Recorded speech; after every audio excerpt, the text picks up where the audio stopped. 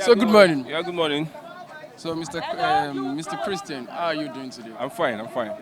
How are you seeing Nigerian economy? Nigeria economy is it will be it will get to a point whereby we cannot come out here again because there's nothing somebody can use for transportation. We cannot come out because we cannot meet up with our daily needs. Nigeria Even the crowd in Ogba here has has reduced. You can has see reduced. behind us. You can see the buses. They're all lined up because we don't have people that will enter these buses. Some people stopped going to work, or rather, they will want to trek because of the suffering. Usually, by this time, we don't have such amount of buses lined up. If it's even lined up almost up to the end of the road, you understand? So the thing is biting hard, seriously. All right, sir. Going forward, the first thing we'll be talking about today is the increase in fuel price. The NLC said if they should add any money to the fuel price now, they will embark on a strike. Do you think this is just a mere threat to the federal government? No, now during Buhari's 8 years, they did not even embark on any strike, despite the increase from 140 something to what we're having now. This one is times three, sir. That I say with Buhari, they didn't even embark on any strike. With the lecturers, they didn't embark on any strike. Now, almost 60 days of Bola Ahmed Tinubu's regime, they have not even, when they remove the subsidy, that is when they should have embarked on a strike. But now saying that if there's the one that they have increased, is it not enough to shut down the country? From 185 to 615 naira, is it not enough? And they are telling us if there's any further increase, that they are just bluffing. You know what? The government knows how to handle the NLC. And some of the people in government today, they were part of the NLC. An example is Oshomole. So they know how to handle the NLC. When they were threatening fire and brimstone that we are going to protest, they called them for a meeting. After the meeting, we didn't hear anything again. You see, what will happen is that with all these threats, they will still call them for another meeting. And they will still look for another excuse again. So I don't trust the NLC. I believe Nigerians are the ones that are going to carry out this protest themselves. They are going to come out all out when they are pushed to the wall. You know, when you draw elastic, you get to a point, you cannot draw it again. And when you leave it, it hits back at you. So Nigerians are waiting until the team push them to the wall before they come out. We are not waiting for NLC. Do you think the Nigerians can do this? Nigerians can do this if they could do answers. You see, when people that supported Bola Ahmed Tinubu, now they have started saying something else because they are feeling the heat. Some people that are die-hard fans of Bola Ahmed Tinubu, they have started saying something else because they are feeling. On Twitter, I look at the reaction when one Bashir Ahmad, somebody that was a spokesperson for Buhari, said that NNPC said that we should not be panicking, that they will not increase from 615. Even some people that you see supported the APC were saying that you should stop telling lies because that's how they told us the first time that it was not going to get increased. And now it is 5 something, from 5 something to 6 something. They told us that they were not going to increase it. All of a sudden, we saw that everything just skyrocketed. So people are complaining. The people that are even supporting the government are complaining. We got to the point everybody will join hands together. You see, the North are protesting. They are divided now. The only reason why we're not protesting in this country in a uniform manner is because we're not. Now the South are complaining. The West is complaining. The North is coming up now. When it all gets to a point of no return, everybody will come together and they will protest. Even though they don't protest all places, some places there will be protest. All right, thank you for that. Going forward, sir. The VOA and Voice of Nigerian DG said Nigerians should not dump El-Rufai. As you know, before El-Rufai said he wants to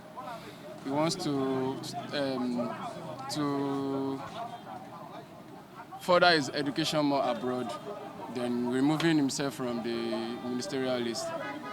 Do you think the Voice of Nigerian DG have been paid by El-Rufai to push his name more to Nigerians? See, El-Rufai is a foregone issue.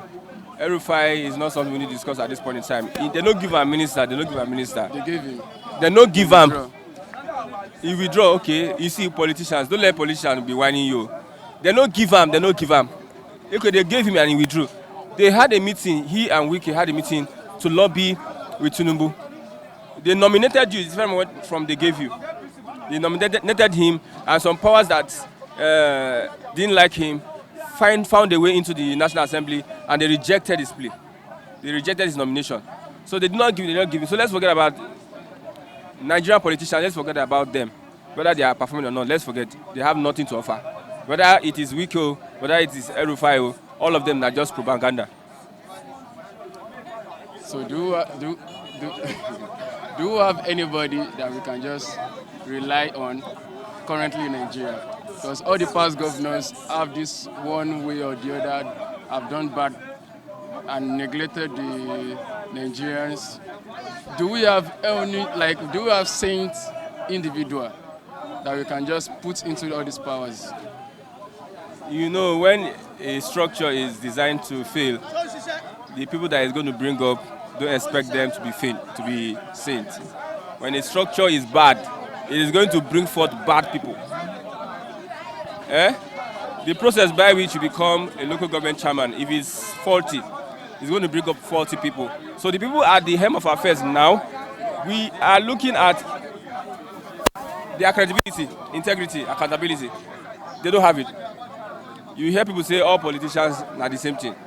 So you hope in yourself, hope in God. You understand? Not Nigerian politicians. So Nigeria should continue to hope in God. Are you expecting me to say he's the P2B? Are you expecting me to say Labour Party? You voted for Of him. course, he has a scorecard, a good scorecard, a pedigree. He will tell you, go and verify. Not many politicians will say so. I've not seen any politician that says so. Tinubu said go and verify in Lagos. You can see his development in Lagos. Yes, and I pray that as we are doing this thing, let the rain start falling. I don't laugh. Oh. Okay. Let the rain start falling, then we will stand here. And you see the development that we are verifying. I can stand here, just that my camera cannot stand. My camera cannot stand. Why can't your camera The stand? rain will spoil the phone. This is mega city. You can see yellow bus. Which mega city in the world do you see yellow bus? This is just to use our transportation. No, the BRT. What is there? I think Have you the, been- the have you- BRT cannot circulate everywhere. So we So still need all in these mega local cities, buses. if okay, that means Lagos is not a mega city. When you look at a mega city, Developing mega city. now you are coming developing. Me, I don't see any attribute of Tinubu in Lagos State. I just see the fact that he was able to increase revenue because that is what he's good at. Increase revenue, get some people around himself, empower them to hold on to power. That's what I know Tinubu has done in Lagos State. So thank you for that. Then going forward, flood alerts. 19 states, 56 communities may experience flooding in August. Nema, do you think this is high time the government reacts? Since there is a forecast that there will be a flood in at least 19 states and 56 communities. The government should react now. What do you have to say to this? The NEMA boss, they should prosecute him. Why? You know, flood has been a recurrent thing. The governors, see, this country is just, don't need to even talk about whether what should they do. Like I told you the other time, if you remember, they know what to do. They have experts among them. They have been to these places. They have consulted, they have done research. They have advisors, they know what to do. But still, this thing keep reoccurring year in, year out, year in, year out. For instance now, a country such as Nigeria, the biggest black nation in the world, the giant of Africa, don't have working refinery. The technology has been discovered years ago, and we have the money, we have everything. Despite the refinery we have has put us into debt. Are you telling me that they don't know how to fix the refinery?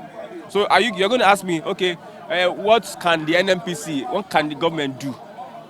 I don't think they need to really turn this country around, destabilize the country, reorganize the country.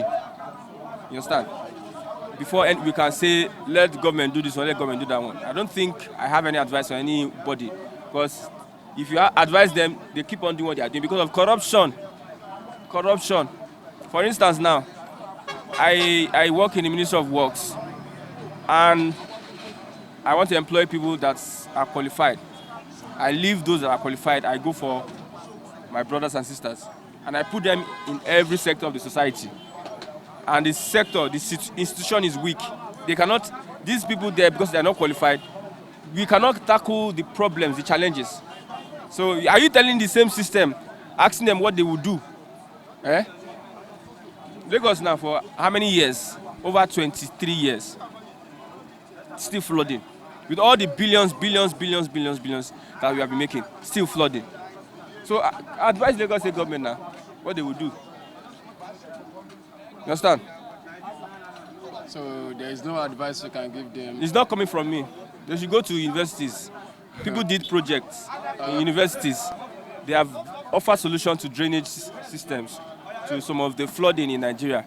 They should go and ask people in universities. That's where also there's no solution to any problem that's not been preferred by our universities in their projects. All right, talking about the university, the MBT unveil new ways online for HND program to convert their HND certificate to BSc in just a year.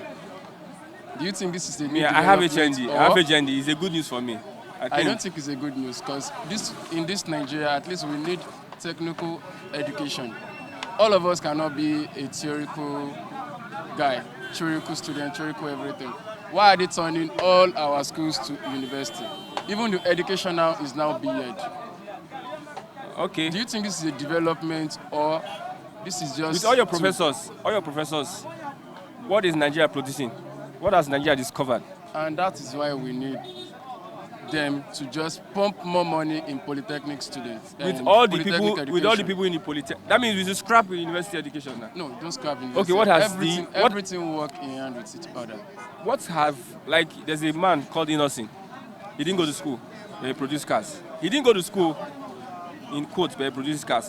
Which of the professors you know in universities, that professor of mechanical engineer, whatever, that is producing or is involved in production of cars?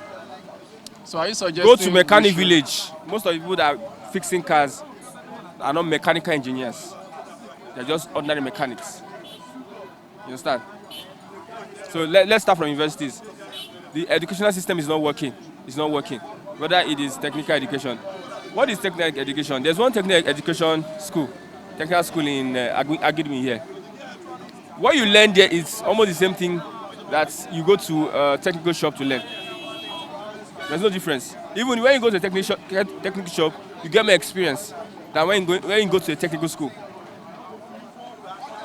It's good. HND, do your BSc. Me, I have more technical knowledge than some of the people that studied my course. So if they give me that BSc, I know it's a big respect. I understand what you're saying. They should leave. Having BSc is not a bad thing. You still go through a technical school, but having that BSc commands respect. Only in Nigeria. They command respect. In Nigeria. I don't know whether... Discrimination is much in Nigeria. When you talk about discrimination, it's in every aspect. Tribal discrimination, religious discrimination, class discrimination. So it's a general thing. I don't know which one you're talking about. I'm talking about the HND and the BS. It's their own problem now. It's their own problem. It's not my problem. So my own say is the federal government should add more money in polytechnic education so that everyone can have access. I know you went to university, that's why I defended. No, I went to polytechnic. I went to Federal Polytechnic Ilaro. Okay. So they should put some more for the engineering students to be able to at least build something from scratch. Let the equipment, let all the polytechnic education, the institution have the equipment ready for them to practice on. You cannot just be teaching them what the university are also teaching their students. So the federal government should do something meaningful to that. One more question. Huh? One question. Okay, going forward, like we usually say this every time, so the president said Nigeria should keep calm. Things will change. You know, when we are young, if you provoke us, we say thunder fire you. Or thunder fire. Let me say it like Queen's English. Thunder fire your papa. I'm not abusing anybody. I know. When we are young, if you say Robbie, we say thunder fire you. Or thunder fire your papa. No, your mama, no. You understand? So if the president is telling us that we should be calm, I know he's playing. He's playing. Cannot be playing with over 200 millions. If he's not playing, he wants to give us 8,000 for palliative. Is that not play They are still for a whole reviewing family? it. They are reviewing it. And one more never pass. The person who is supposed to die never die for 8,000. I say they are playing. He's playing. Just leave them. They are just playing. When the revolution starts, we'll now be serious. We'll now talk correct talk. Say we should be calm. Calm for what? So if I don't have money to go to work, is he the one that's going to give me money? I should be calm and stay at home and die of hunger. Or should I be calm and not have enough to feed myself and my family? No shelter from the government, no health facility from the government, no social security from government. As a student, no loan after you graduate to support yourself. No hope. And you see the other day, let the poor breathe, and they are laughing. It's just like normally they just give the person slap that is saying let the poor breathe. All right, sir. I know you get my message. Yes. Okay, thank you. All right, thank you, Mr. Christian. Thank you for coming. Good morning, sir. Good morning, Mr. Kunle. Yeah, morning, my It's a brother. pleasure having you here today. Yes, it's a real nice pleasure, and thank God for the day, likewise, for life and for the day. All right, sir. We will. Okay, if the fuel price continues to increase, we will embark on a nationwide strike. This is another new warning from the NLC chairman to federal government. Yeah, I think they're on the right page. They're on the right page, but at the same time, the NLC need to be serious for us to take them serious. You know, it's not about talking strike, protest, everything, but you're not really walking the talk fully. You know, so to me, if NLC propose that there will be strike, we will support the strike likewise, because they are choking the life of the masses. Let the masses breathe. Let the citizen breathe. I think hashtag let the citizen breathe. I'm for that. But at the same time, the NLC too, they have to be upright. They have to come clean so that the government can respect them. Because majority of them are still governments, cronies. So to me, NLC, their integrity has been diminished a bit. So they need to work on that integrity for Nigeria to take them serious. All right, sir. Thank you for that. On flood alerts, NEMAs give warning to federal government that 19 states and 56 communities in Nigeria will experience a large flood in August. Yeah, NEMA has issued their own warning, but it's left for the state to abide or to be proactive with it. And you know our leaders are not always proactive. You know, when they like this, they are enjoying.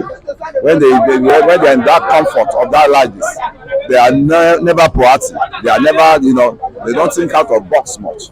So the NEMA said it. Let them adhere to the NEMA advice.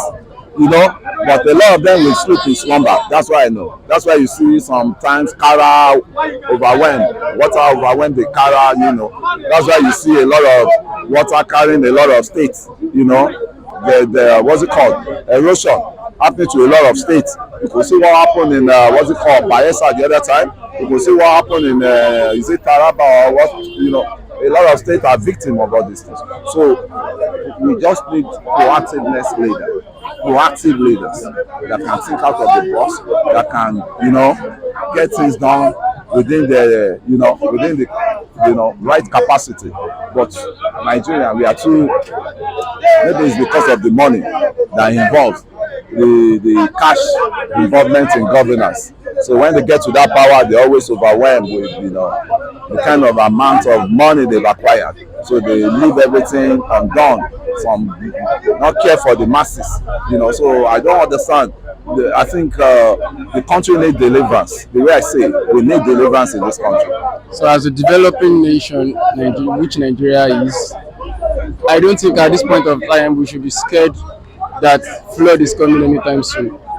How can we get the federal government working on this flood? Because this year we already record over 13,000 deaths to flood. How can we reduce that number in August? That is if we are ready to do the rightful thing. Cameroon there, they share dams with us. Cameroon, once they want to flush their dams, they will inform us. So time they will, they will have to embark on flushing of their dams. But when they inform us, Nigerians masses will not be proactive. Nigerian leaders will not be proactive to do their own needful for their own side. So it will not happen that the late hours when the whole deed has been done, that is when they will be waking up, palliative, relief, all sort of things. Protection is the end thing, prevention is the key thing, but they always lack that prevention. It's when the disaster happen, that is when they will not be, because that disaster will come with a lot of baggages, with a lot of incentives. You get what I'm saying? So they prefer for that disaster to happen so that the government will bring more money to affected states, so they will have enough money to embezzle likewise. Because I see no reason why you have not been proactive. When Cameroonian government will tell us they want to open their dam, you guys be ready or be prepared. We'll be sleeping in slumber until they open their own, and it will not it will not overwhelm our system here. So to me, don't blame anybody than the leaders. Although there's a natural disaster already, we'll be looking at, but our own is self-made disasters in Nigeria here. So our own disaster is something we can cope. You can cope. Yeah, you can cope. But where are the leaders to do that? Because if they do that, there won't be any money coming. But if that disaster happens, there will be enough money to turn around to share. Okay, renowned hope. We continue to see how the president keep making people accountable for their action. The ICPC arrested the chairman or the officer in an agricultural for a fraud of 250 million naira yesterday. Do you think the president is now doing something meaningful, like 250 million naira fraud? That's the minimum we are talking of. Have you not heard of the Goldman Sachs in conjunction with Emefiele and the banks in America? So that's with right. Trillions of naira being investigated by the Obase. Good job that guy is doing there. Good job. But to me, all those people that have filtered our money, that has milked our money, need to be brought to book, and the judgment must be by stoning. Stone them. You see, the law has to be changed, because so that people will be scared of involving in corruption. We have a very flexible law for corrupt leaders, so that when they corrupt, they will know, okay, after all, it's a court process. That court process will elongate till like how many years? A long run, you will not hear anything about it. Bring them to the book instantly, or let's start applying Chinese system of rewarding corruption. There's a way you reward corruption, by punishment, strong punishment. You get what I'm saying? Yeah. Maybe you know how to corrupt, we will reward you with strange punishment, with corruption, by hanging, by if you steal government money, they cut one of your hand. People will get serious. We are not serious in this country to fight corruption. That means we are just fighting corruption by mouth. It's by mouth. Let everybody come together and let that constitution be amended. That if you do so thing, you will face the consequence, and they will tell you your koro eye. So you self, you will know. This is what you do. This is what we have to do. Second chance. There's no second chance. I didn't know, but we are just playing. We are still playing around corruption. That's just it. We are not ready to kill the corruption. All right. On education system, the government want to, like the MBTE yesterday, unveil an online program for HND to convert their certificate to BSc in just 1 year. Should we welcome this development, or this is just a way of killing the polytechnic? I think that's it, and it's a way of discriminating, between the two. And meanwhile, the two bodies, the two system of the two educational platform, they go on the youth service corps. At the same time, they level up when it's time to serve. the NYC will go for service, the graduates, the polytechnic, I'm saying the polytechnic will go for service, while the NC BScs will go for service likewise. What I'm saying now is the government should not bring that. I think they've been trying to leverage the HND and BSc at par, but I don't know, it will cause a lot of discriminatory, in the system, certificate discriminatory in the system. But that is not what we are looking at now. That is not our problem now. What our problem is provides jobs. Provide jobs for all. Either you are an HNDO, either you are ONDO, either you are BSco. Let there be job. All these ones they are saying is not relevant. It's not relevant to me. Provide job for people to be engaged, so that we not just be loitering around, just be being a lazy, count us lazy. It's when there's job to do that you'll be active. But when there's no job, you'll be idle. So to me, I don't know. The government we have, once they get to that position, they always detached from the masses. Their mindset is always detached from the masses, and they were part of us. But when they get to that, post, I think the luxury in that post makes them, So that's why we need to revert this, what's it called, the constitution, so that they won't make all those places. They won't make it so luxury for them to start clubbing together. So make it just a politician will be earning a civil servant wages. Thank you, sir. Thank you for your time and your review, sir. So that's all from Mr. Conley. So there's one more person to say their review on what's going on in Nigeria. So let's see how that meeting. Good morning, sir. Good morning. How are you feeling today, sir? We thank God. I see you're enjoying everything going on in Nigeria. What is it? You're bouncing. What is in Nigeria to enjoy? The fitness is there. Fitness. I'm not in the military. That you are talking about. Looking at it from the front, I enjoy your stomach. You are funny. Okay, sir.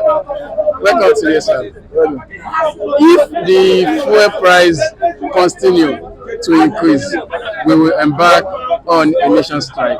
This is a new threat from NLC to federal government. What's the season? NLC is dead.